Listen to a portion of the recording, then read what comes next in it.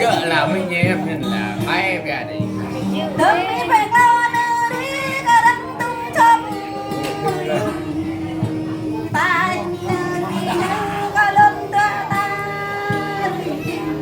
đọc được rồi đây con này kỹ vậy quen mà cái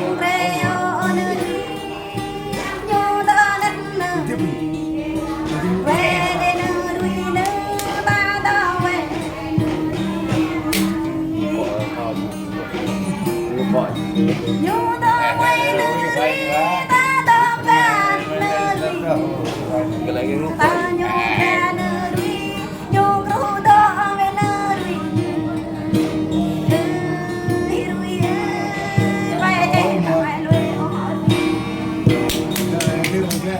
đã đâu rồi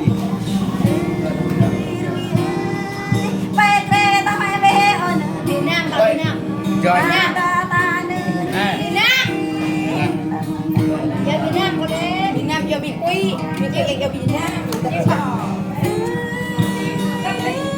họ về tôi đây cái này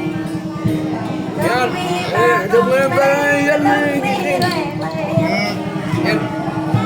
hen đừng lên để lắc cái ê chào lên nhưng mà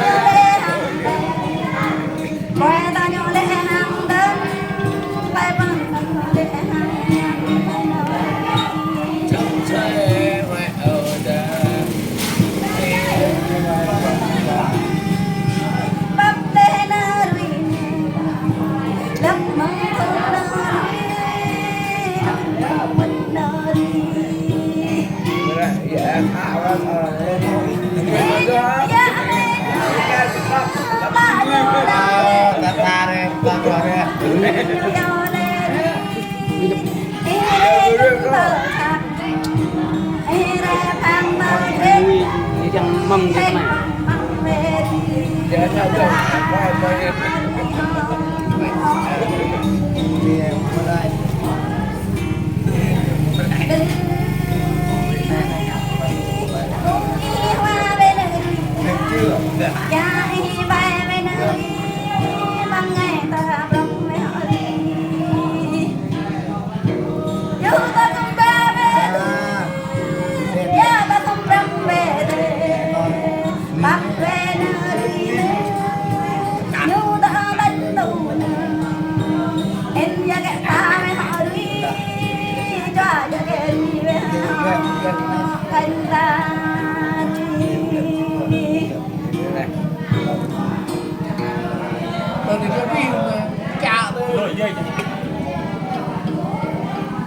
thì ba lên